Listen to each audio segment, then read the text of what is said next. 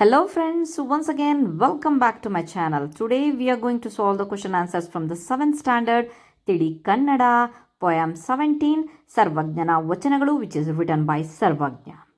Friends, ಇದನ್ನು ನಾವು 7ನೇ ತರಗತಿಯ ತಿಳಿ ಕನ್ನಡ ಸರ್ವಜ್ಞನ ವಚನಗಳು ಪದ್ಯಭಾಗ 17 ಇದನ್ನು ಬರೆದವರು ಸರ್ವಜ್ಞ. ಈ ಒಂದು ಪದ್ಯದ ಪ್ರಶ್ನೋತ್ತರಗಳನ್ನು ಮತ್ತು ವ್ಯಾಕರಣಾಂಶಗಳನ್ನು ನೋಡೋಣ. Friends, many of you commented me that to explain the grammar parts in English. I know that it's a Kannada subject. Then also I am explaining the grammar parts in English because for the English medium students it's helpful. Let's start. Friends, ನಾನು ಈ ಒಂದು ವ್ಯಾಕರಣಾಂಶಗಳನ್ನು ಇಂಗ್ಲೀಷಲ್ಲಿ explain ಮಾಡ್ತಾ ಇದ್ದೀನಿ. ನಿಮಗೆ ಆಶ್ಚರ್ಯ ಆಗ್ತಿರ್ಬೋದು, ಕನ್ನಡ ಸಬ್ಜೆಕ್ಟನ್ನು ಇಂಗ್ಲೀಷಲ್ಲಿ ಯಾಕೆ ಎಕ್ಸ್ಪ್ಲೇನ್ ಮಾಡ್ತಾ ಇದ್ದಾರೆ ಅಂತ ಹೇಳ್ಬಿಟ್ಟು. ಯಾಕಂದರೆ ಬಹಳಷ್ಟು ಇಂಗ್ಲೀಷ್ ಮೀಡಿಯಂ ಸ್ಟೂಡೆಂಟ್ಸು ಟೀಚರ್ಸು ನನಗೆ ಕಮೆಂಟ್ ಮಾಡಿದ್ದಾರೆ ಏನಂತ ಹೇಳಿ, ಪ್ಲೀಸ್ ಗ್ರಾಮರ್ ಪಾರ್ಟ್ಸನ್ನು ಸ್ವಲ್ಪ ಇಂಗ್ಲೀಷಲ್ಲಿ ಎಕ್ಸ್ಪ್ಲೇನ್ ಮಾಡಿ, ನಮ್ಮ ಇಂಗ್ಲೀಷ್ ಮೀಡಿಯಂ ಆಗಿರೋದ್ರಿಂದ ನಮಗೆ ಈಸಿ ಆಗುತ್ತೆ ಅಂತ. ಸೊ ಅದಕ್ಕೆ okay, move on to the first main. ಕೃತಿಕಾರರ ಪರಿಚಯ, ಆಥರ್ಸ್ ಇಂಟ್ರೊಡಕ್ಷನ್. ಸರ್ವಜ್ಞನ ಕಾಲವನ್ನು ಅವನ ವಚನಗಳ ಆಧಾರದಿಂದ ಕ್ರಿಸ್ತ ಶಕ 15ರಿಂದ 16ನೇ ಶತಮಾನಗಳ ನಡುವಿನ ಅವಧಿ ಎಂದು ಹೇಳಲಾಗಿದೆ. ಸರ್ವಜ್ಞಾಸ್ period is said to be between the 15th and 16th centuries AD based on his vachanas. ಸರ್ವಜ್ಞನ ಹುಟ್ಟೂರು ಅಂಬಲೂರು. ಸರ್ವಜ್ಞಾಸ್ ಬರ್ತ್ ಪ್ಲೇಸ್ ಇಸ್ ಅಂಬಲೂರು, ಈಗಿನ ಹಾವೇರಿ ಜಿಲ್ಲೆಯ ಅಬ್ಬಲೂರು ಅಂತಂದರೆ ನಾವು Abbalur in the Haveri district. Okay, ಈತನ ತಂದೆ ಬಸವರಸ, ತಾಯಿ Mali. His father was Basavarasa and his mother was Mali. ಸರ್ವಜ್ಞನ ವಚನಗಳು ನೀತಿಪ್ರದವಾಗಿವೆ ಅಂತಂದರೆ ಸರ್ವಜ್ಞಾಸ್ ವಚನಾಸ್ ಆರ್ ಮಾರಲಿಸ್ಟಿಕ್. ಸಮಾಜದ ಅಂಕುಡೊಂಕುಗಳನ್ನು ತಿದ್ದುವ ಔಷಧಿಯಂತಿದೆ, like medicine that corrects the flaws of society. Okay, ಸರ್ವಜ್ಞನು ಆಡುವ ನುಡಿಗಳಲ್ಲಿ ವಚನಗಳನ್ನು ತ್ರಿಪದಿಯಲ್ಲಿ ರಚಿಸಿದ್ದಾನೆ. Sarvajna composed his sayings vachanas in the tripadi metre. ಸರ್ವಜ್ಞನ ವಚನಗಳನ್ನು ಮೊದಲ ಬಾರಿಗೆ ಉತ್ತಂಗಿ ಚೆನ್ನಪ್ಪನವರು ಸಂಗ್ರಹಿಸಿದ್ದಾರೆ. They were first collected by Uttangi Channappa. Okay, I hope you understood. Next main is ಪದಗಳ ಅರ್ಥ, ವರ್ಡ್ ಮೀನಿಂಗ್. ಓಕೆ, ಅರಿ, ತಿಳಿ, ಟು ನೋ. ಅಗ್ನಿ, ಬೆಂಕಿ, ಫೈರ್, ಆರ್. ಓಕೆ, ಇಹುದು, ಇದೆ, ಈಸ್. ಕಳೆ, ನಾಶ ಮಾಡು, ಡೆಸ್ಟ್ರಾಯ್. ತನ್ನೊಳಗಿರ್ದು, ತನ್ನ ಒಳಗೆ ಇರುವ, ಬೀಯಿಂಗ್ ಇನ್ಸೈಡ್ ಒನ್ ಸೆಲ್ಫ್. ದೈವ, ದೇವರು, ಗಾಡ್. ಪುಣ್ಯ, ಪವಿತ್ರ, ಹೋಲಿ. ಬಂಧುಗಳು, ನೆಂಟರು, ಸಂಬಂಧಿಕರು, ರಿಲೇಟಿವ್ ಅನ್ಬೋದು. ಮುಕ್ತಿ, ಬಿಡುಗಡೆ, ಮೋಕ್ಷ, ಸ್ಯಾಲ್ವೇಷನ್. ಸಿರಿ, ಸಂಪತ್ತು, ವೆಲ್ತ್. ಹಿರಿಯರು, ದೊಡ್ಡವರು, ಎಲ್ಡರ್ಸ್. ನೆಕ್ಸ್ಟ್ ಅರಿಯರು, ತಿಳಿಯರು ಅಂದರೆ ಡೋಂಟ್ ನೋ. ಆಮಲಕ, ನೆಲ್ಲಿಕಾಯಿ, ಗೂಸ್ಬೆರಿ. ಎರಗು, ನಮಸ್ಕರಿಸು, ಬೋ ಡೌನ್. ಜಗ, ಲೋಕ, ವರ್ಲ್ಡ್. ತೋರದೆ, ಕಾಣದೆ, ವಿತೌಟ್ ಶೋಯಿಂಗ್. ನರ, ಮಾನವ, ಹ್ಯೂಮನ್.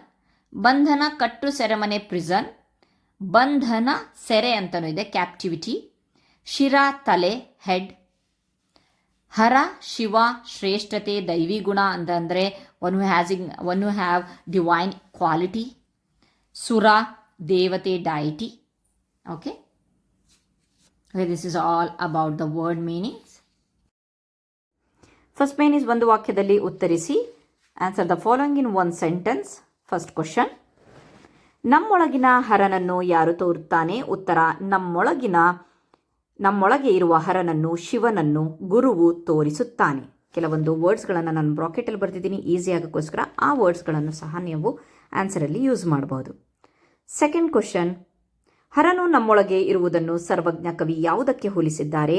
ಉತ್ತರ, ಹರನು ನಮ್ಮೊಳಗೆ ಇರುವುದನ್ನು ಮರದೊಳಗಿರುವ ಅಗ್ನಿಗೆ ಅಂದರೆ ಬೆಂಕಿಗೆ ಹೋಲಿಸಿದ್ದಾರೆ. ನೆಕ್ಸ್ಟ್ ಪ್ರಶ್ನೆ, ತನ್ನನ್ನು ತಾನು ಅರಿಯುವುದು ಎಂದರೆ ಏನು? ಉತ್ತರ, ತನ್ನನ್ನು ತಾನು ಅರಿಯುವುದು ಎಂದರೆ ಮರದೊಳಗಿರುವ ಬೆಂಕಿಯಂತೆ ತನ್ನೊಳಗೆ ದೈವತ್ವ ಇರುವುದನ್ನು ಗುರುತಿಸುವುದು ಅಥವಾ ಆತ್ಮಜ್ಞಾನವನ್ನು ಪಡೆಯುವುದಾಗಿದೆ. ಸೊ ನಾವು ಸಿಂಪಲ್ ಆಗಿ ಮೊದಲನೇ ಸೆಂಟೆನ್ಸ್ ಬರೆದ್ರು ನಿಮಗೆ you will get the marks. Okay, next question, ಜಗಕ್ಕೆ ಯಾರಿಂದ ಮುಕ್ತಿ ದೊರೆಯುವುದೆಂದು ಸರ್ವಜ್ಞ ಕವಿ ಹೇಳಿದ್ದಾನೆ? ಉತ್ತರ, ಜಗಕ್ಕೆ ಗುರುವಿನಿಂದ ಮಾತ್ರ ಮುಕ್ತಿ ದೊರೆಯುವುದೆಂದು ಸರ್ವಜ್ಞ ಕವಿ ಹೇಳಿದ್ದಾನೆ. ಗುರುವಿನಿಂದ ಮಾತ್ರ.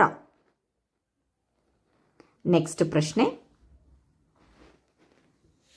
ಗುರುವಿಗಿಂತ ಬೇರೆ ಬಂಧುವಿಲ್ಲ ಏಕೆ? ಉತ್ತರ: ಸಾಮಾನ್ಯ ಬಂಧುಗಳು ಬಂದು ಉಂಡು ಹೋಗುತ್ತಾರೆಯೇ ಹೊರತು ಸಂಸಾರದ ಬಂಧನವನ್ನು ಕಳೆಯಲಾರರು. ಆದರೆ ಗುರುವು ಬಂಧನವನ್ನು ಕಳೆಯುವುದರಿಂದ ಅವನಿಗಿಂತ ಬೇರೆ ಬಂಧುವಿಲ್ಲ. ನೆಕ್ಸ್ಟ್ ಪ್ರಶ್ನೆ: ಗುರು ಹಿರಿಯರಿಗೆ ಹೇಗೆ ನಮಿಸಬೇಕು?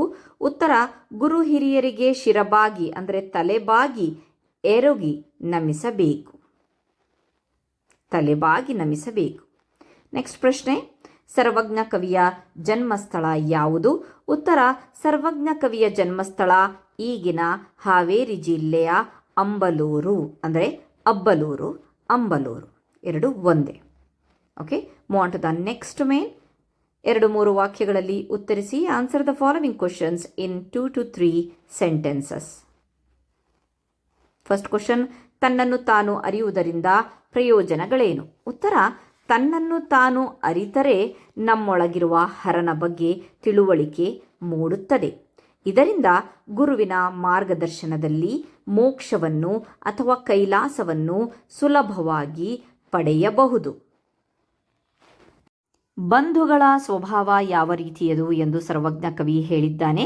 ಉತ್ತರ: ಬಂಧುಗಳು ಬರೀ ಅಪ್ಯಾಯಮಾನವಾಗಿ ಬಂದು ಊಟ ಮಾಡಿ ಹೋಗುತ್ತಾರೆಯೇ ಹೊರತು ಮನುಷ್ಯನ ಭವಬಂಧನವನ್ನು ಅಂದರೆ ಸಂಸಾರದ ಜಂಜಾಟವನ್ನು ಕಳೆಯುವ ಶಕ್ತಿ ಅವರಿಗಿಲ್ಲ.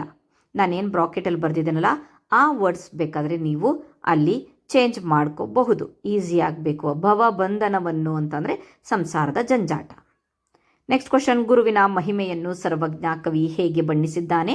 ಉತ್ತರ: ಗುರುವು ಜಗತ್ತಿಗೆ ದೈವವಿದ್ದಂತೆ, ಅವನೇ ನಿಜವಾದ ಬಂಧು. ಗುರುವಿನಿಂದಲೇ ಪುಣ್ಯ ಮತ್ತು ಮುಕ್ತಿ ಲಭಿಸುತ್ತದೆ ಎಂದು ಕವಿ ಬಣ್ಣಿಸಿದ್ದಾನೆ.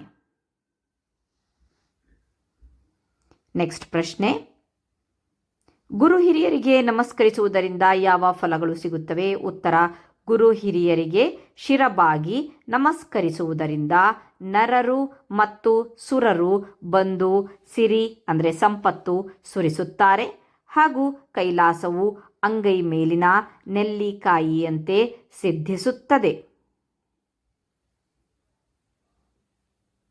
ಸಿರಿ ಅಂದರೆ ಸಂಪತ್ತು. ಓಕೆ, ನೆಕ್ಸ್ಟ್ ಪ್ರಶ್ನೆ. Move on to the next main ಭಾಷಾಭ್ಯಾಸ ಲ್ಯಾಂಗ್ವೇಜ್ ಎಕ್ಸಸೈಸ್. ಕೆಳಗಿನ ಪದಗಳನ್ನು ನಿಮ್ಮ ಸ್ವಂತ ವಾಕ್ಯಗಳಲ್ಲಿ ಬಳಸಿ ಬರೆಯಿರಿ. ಫಸ್ಟ್, ಬಂಧು. ಬಂಧು ಅಂತಂದರೆ ರಿಲೇಟಿವ್. ನಮ್ಮ ಕಷ್ಟದ ಸಮಯದಲ್ಲಿ ಸಹಾಯ ಮಾಡುವವರೇ ನಿಜವಾದ ಬಂಧು. Those who help during our difficult times are true relatives. ಬಂಧನ: ಕಂಸನು ತನ್ನ ತಂಗಿಯನ್ನು ಬಂಧನದಲ್ಲಿ ಇರಿಸಿದ್ದನು. Kamsa had kept his sisters in prison. ಬಂಧನ, ಪ್ರಿಸನ್. ಪುಣ್ಯ: ಬಡವರಿಗೆ ಸಹಾಯ ಮಾಡುವುದು ಪುಣ್ಯದ ಕೆಲಸ. Helping the poor is a great virtuous deed. Okay. ಮುಕ್ತಿ: ಮುಕ್ತಿ ಪಡೆಯಲು ಋಷಿಗಳು ತಪಸ್ಸು ಮಾಡುತ್ತಿದ್ದರು. ಮುಕ್ತಿ ಅಂತ ಅಂದರೆ to attain liberation or salvation ಅನ್ಬೋದು. ಮುಕ್ತಿ ಅಂತ ಅಂದರೆ the sages were performing penance to attain salvation. ಮುಕ್ತಿ ಪಡೆಯಲು ಋಷಿಗಳು ತಪಸ್ಸು ಮಾಡ್ತಿದ್ರು.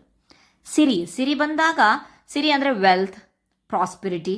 ಸಿರಿ ಬಂದಾಗ ಬೆಳೆದು ಬಂದ ಜೀವನ ಮರೆಯಬಾರದು. When wealth comes one should not forget our humble beginning. Okay. ತಿಳಿವು ಅಂತಂದರೆ ಪುಸ್ತಕಗಳನ್ನು ಓದುವುದರಿಂದ ನಮ್ಮ ತಿಳಿವು ಹೆಚ್ಚಾಗುತ್ತೆ. Knowledge, understanding. Our knowledge increases by reading books.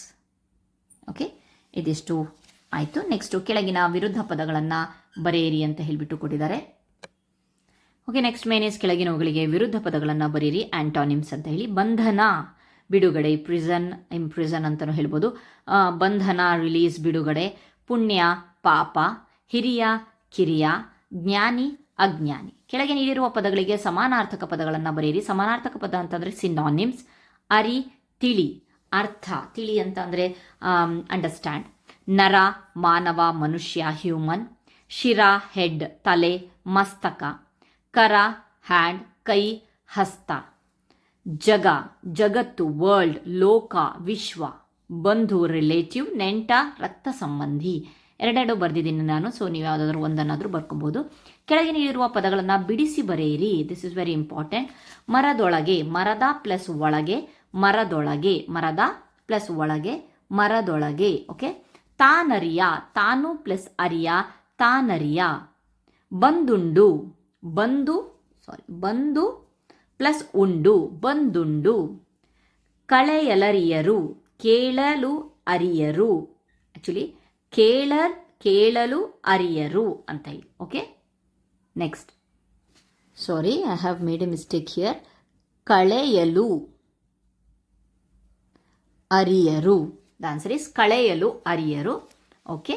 Next, ಸೈದ್ಧಾಂತಿಕ ವ್ಯಾಕರಣದಲ್ಲಿ ಬಂದಾಗ ಇಲ್ಲಿ ನಿಮಗೆ ಸೈದ್ಧಾಂತಿಕ ವ್ಯಾಕರಣದಲ್ಲಿ ವಿಭಕ್ತಿ ಪ್ರತ್ಯಯಗಳನ್ನು ಕೊಟ್ಟಿದ್ದಾರೆ. ಏನಪ್ಪ ವಿಭಕ್ತಿ ಪ್ರತ್ಯಯಗಳು ಅಂತಂದರೆ, ನಾಮ ಪ್ರಕೃತಿಗೆ ಸೇರುವ ಪ್ರತ್ಯಯಗಳೇ ವಿಭಕ್ತಿ ಪ್ರತ್ಯಯಗಳು. ಸಿಂಪಲ್ ಆಗಿ ಹೇಳಬೇಕು ಅಂತಂದರೆ, ಸೊ ಒಂದು ನಾಮಪದ, ಹೆಸರು ಪದ ಸೇರ್ಪಡೆಯಾಗಿ ಬಂದು ಅದರ ಅರ್ಥ ಹಾಗೂ ಸಂಬಂಧವನ್ನು ತಿಳಿಸುವ ಅಕ್ಷರಗಳನ್ನು ನಾವು ವಿಭಕ್ತಿ ಪ್ರತ್ಯಯ ಅಂತ ಹೇಳ್ತೀವಿ. ಫಾರ್ ಎಕ್ಸಾಂಪಲ್, ಒಂದೇ ಒಂದು ಎಕ್ಸಾಂಪಲ್ ಮೂಲಕ ಇದನ್ನು ಎಕ್ಸ್ಪ್ಲೇನ್ ಮಾಡೋಕ್ಕೆ ಇಷ್ಟಪಡ್ತೀನಿ. ಏನಪ್ಪ ಅಂತಂದರೆ, ಸೊ ಈ ಒಂದು ಪ್ರತ್ಯಯಗಳು ಸೇರಲಿಲ್ಲ ಅಂತ ಅಂದರೆ, ಈ ವಿಭಕ್ತಿ ಪ್ರತ್ಯಯ ಇರಲಿಲ್ಲ ಅಂತಂದರೆ ನಮ್ಮ ಭಾಷೆಗೆ ಯಾವುದೇ ರೀತಿಯ ಅರ್ಥ ಇರಲ್ಲ. ಸೊ ಉದಾಹರಣೆಗೆ, ರಾಮನು ರಾವಣನನ್ನು ಕೊಂದನು. ಸೊ ನಾನಿಲ್ಲಿ ಪ್ರತ್ಯಯಗಳನ್ನು ತೆಗಿತೀನಿ. ರಾಮನು ಇದೆಯಲ್ವಾ, ತೆಗಿತೀನಿ. ರಾಮನು, ರಾವಣನನ್ನು ಅನ್ನು ತೆಗಿತೀನಿ. ಓಕೆ. ರಾಮ ರಾವಣ ಕೊಂದನು. ಏನರ್ಥ ಆಯಿತು? ರಾಮ ರಾವಣ ಕೊಂದನು. ಏನು ರಾಮ ರಾವಣನಿಗೆ ಕೊಂದನೋ, ರಾವಣ ರಾಮನನ್ನು ಕೊಂದನೋ ಗೊತ್ತಾಗ್ತಾ ಇಲ್ಲ. ಸೊ ಹಾಗಾಗ್ಬಿಟ್ಟು ನಾನು ಬೆಂಗಳೂರು ಬಂದೆನು, ನಾನು ಬೆಂಗಳೂರಿನಿಂದ ಬಂದೆನು. ಸೊ ನಿಂದ ಅನ್ನೋ ಒಂದು ಪ್ರತ್ಯಯ ಇಲ್ಲಿ ಸೇರಿದೆ. ಹಾಗಾಗ್ಬಿಟ್ಟು ನಾವು ಯಾವುದೇ ಈ ಒಂದು ಕನ್ನಡ ಭಾಷೆಯನ್ನು ಮಾತಾಡ್ತಾ ಇದ್ದೀವಿ ಅಂತಂದರೆ, ಈ ಭಾಷೆಯಲ್ಲಿ ಯಾವುದೇ ಒಂದು ಸೆಂಟೆನ್ಸನ್ನು ಹೇಳ್ತಾ ಇರುವಾಗ ಪ್ರತ್ಯಯಗಳು ಸೇರಲಿಲ್ಲ ಅಂತಂದರೆ ಆ ಸೆಂಟೆನ್ಸ್ ಮೀನಿಂಗ್ಲೆಸ್ ಆಗಿರುತ್ತೆ. ಸೊ ಇದನ್ನೇ ನಾವು ವಿಭಕ್ತಿ ಪ್ರತ್ಯಯಗಳು ಅಂತ ಹೇಳ್ತೀವಿ. ಇಲ್ಲಿ ಪ್ರಥಮ ಉ, ದ್ವಿತೀಯ ಅನ್ನು, ತೃತೀಯ ಇಂದ, ತೃತೀಯ ಗೆ ಕೆ ಇಗೆ, ಪಂಚಮಿ ದೆಸೆಯಿಂದ, ಷಷ್ಠಿ ಆ, ಸಪ್ತಮಿ ಅಲ್ಲಿ. ಸೊ ಅದಕ್ಕೆ ಒಂದು ಎಕ್ಸಾಂಪಲನ್ನು ಕೊಟ್ಟಿದ್ದಾರೆ. ಏನಪ್ಪ ಅಂತಂದರೆ, ನಾಮ ಪ್ರಕೃತಿ ಜೊತೆಗೆ ಪ್ರತ್ಯಯ ಸೇರಿದ್ರೆ ನಾಮಪದ ಆಗುತ್ತೆ. ಮರವು, ಮರವನ್ನು, ಮರದಿಂದ, ಮರಕ್ಕೆ, ಮರದ ದೆಸೆಯಿಂದ, ಮರದ, ಮರದಲ್ಲಿ. ಮರದಲ್ಲಿ ಬಹಳಷ್ಟು ಹಣ್ಣುಗಳಿದೆ. ಆ ಮರದ ಹಣ್ಣುಗಳು ಬಹಳಷ್ಟು ಸಿಹಿಯಾಗಿದೆ. ಆ ಮರವನ್ನು ಕಡಿಯಬೇಕೆಂದು ಬಂದರು. ಆ ಮರಕ್ಕೆ ಬಹಳ ನೋವಾಯಿತು.